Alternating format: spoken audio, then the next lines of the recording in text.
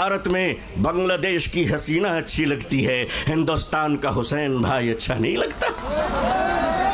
India Muslim personal law board Jantar पे मंतर पढ़ने नहीं आया है, बल्कि अपने हुकूक की आवाज को बताने के लिए आया है। जब हक के लिए तुम उठोगे तो अल्लाह तुम्हें कभी मायूस नहीं करेगा, अल्लाह तुम्हें कभी जलील नहीं करेगा।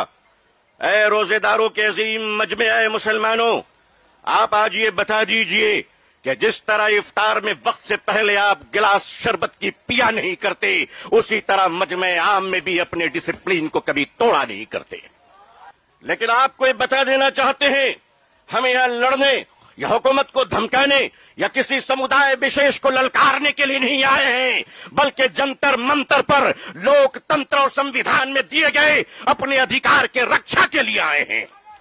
मैं भारतीय हूं और भारतीय समाज का हूं। हमने वो परिवार देखे हैं कि जिस परिवार में पत्नी शाकाहारी है और पति मांसाहारी है, एक धर्म पत्नी अपने पति के लिए अंडा गोश्त मछली बनाने के बाद स्नान करती है और खुद सब्जी बनाकर खाती है। मैं पूछता हूं इस देश से, अगर यहां एक शाकाहारी पत्नी मांसाहारी पति के साथ अपने जीवन को बिता सकती है, तो हिंदू और मुसलमान इस देश में साथ में क्यों नहीं रह सकते।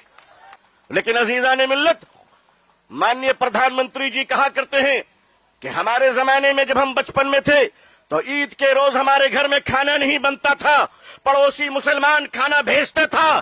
प्रधानमंत्री जी, मुसलमान आज भी जिंदा है, आप इजाजत दीजिए, मोहब्बत से प्योर शाकाहारी खाना हम आज भी ईद में भेजने को तैयार हैं।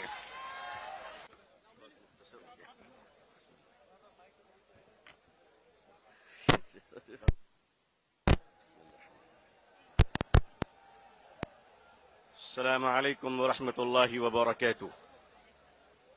बिस्मिल्लाहिर्रहमानिर्रहीम व बिही नस्तईन नहमदुहु व नुसल्ली अला रसूलिहिल करीम।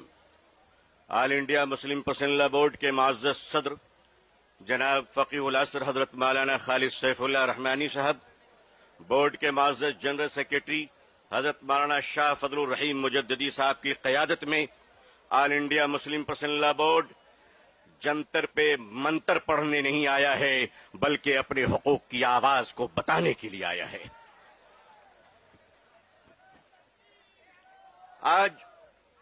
आज रोजेदारों का ये हसीन मजमा हिंदुस्तान में 16वें रोजे पर सलाम पेश कर रहा है, तो वादिये बदर में आज 17वीं रोजा यौम बद्र को याद कर रहा है। जब हक के लिए तुम उठोगे तो अल्लाह तुम्हें कभी मायूस नहीं करेगा, अल्लाह तुम्हें कभी जलील नहीं करेगा।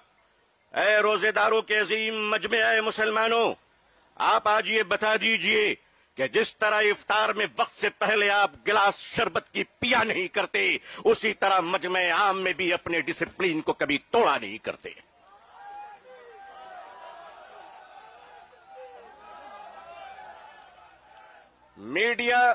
मीडिया का काम है आपसे पूछना, आपका काम है बिल्कुल खामोश रहना। आप एतकाफ की नियत कर लें इंशाअल्लाह। मैं अपने मीडिया के भाई बहनों को अच्छी तरह जानता हूं, इन्हीं के बीच तो बड़ा हुआ हूं। आखिर इन्हें हम नहीं जानेंगे तो क्या ट्रंप साहब जानेंगे। इनका और हमारा बड़ा गहरा रिश्ता है। लेकिन आपको ये बता देना चाहते हैं, हमें यहां लड़ने या हुकूमत को धमकाने या किसी समुदाय विशेष को ललकारने के लिए नहीं आए हैं, बल्कि जंतर मंतर पर लोकतंत्र और संविधान में दिए गए अपने अधिकार के रक्षा के लिए आए हैं। हमारे ऑनरेबल एमपीज जो दूसरे धर्म और समुदाय से ताल्लुक रखते हैं, हम उनका इस्तकबाल और स्वागत करते हैं।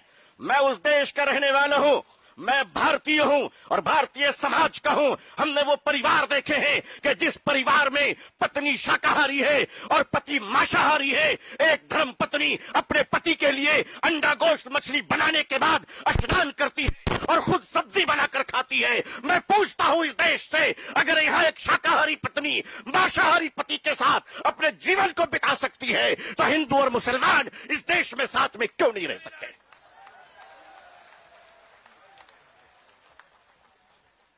सिर्फ हमारे साथ इफ्तार अच्छा लगता है, सिर्फ हमारे साथ इफ्तार अच्छा लगता है? हमारे माननीय प्रधानमंत्री जी क्या प्यारे लगते हैं जब कोई तशरीफ ले जाते हैं।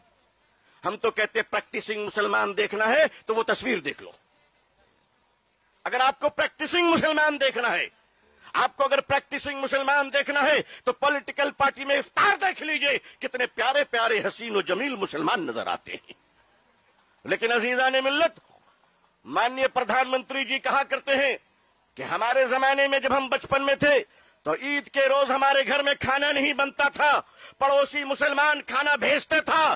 प्रधानमंत्री जी, मुसलमान आज भी जिंदा है, आप इजाजत दीजिए, मोहब्बत से प्योर शाकाहारी खाना हम आज भी ईद में भेजने को तैयार हैं। मानिए, हमारे घर का चूल्हा बंद नहीं हुआ है, आपके दर की मोहब्बत का दरवाजा बंद हो गया है।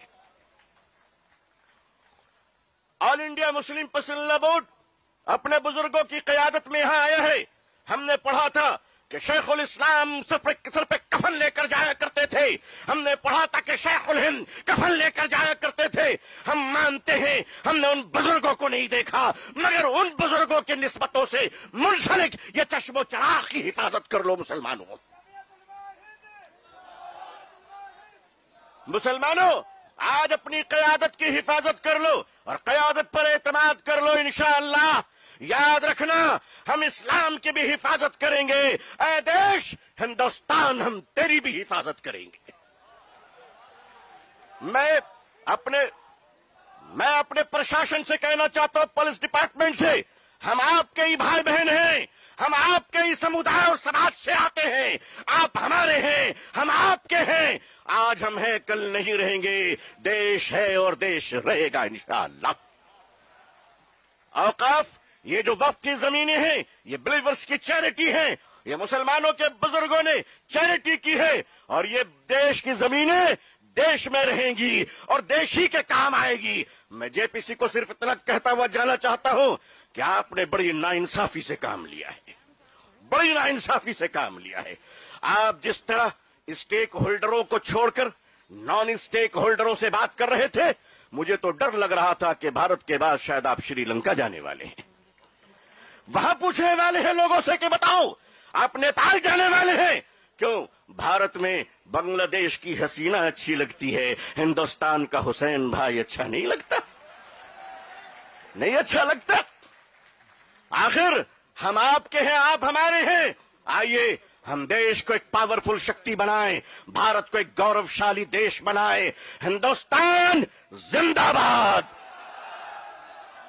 हिंदुस्तान जिंदाबाद, all India Muslim personal board जिंदाबाद, मुसलमान जिंदाबाद, इस्लाम इस्लाम जिंदाबाद।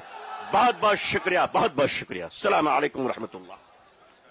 समाज से राजनीति तक, शिक्षा से अपराध तक, खेत से खलिहान तक, खिलाड़ी से मैदान तक, फिल्मी सितारों पर भी होगी हमारी नजर। आसमान की भी हम रखेंगे खबर। अब हर खबर सिर्फ यूपी टाइम्स न्यूज़ पर। Subscribe now.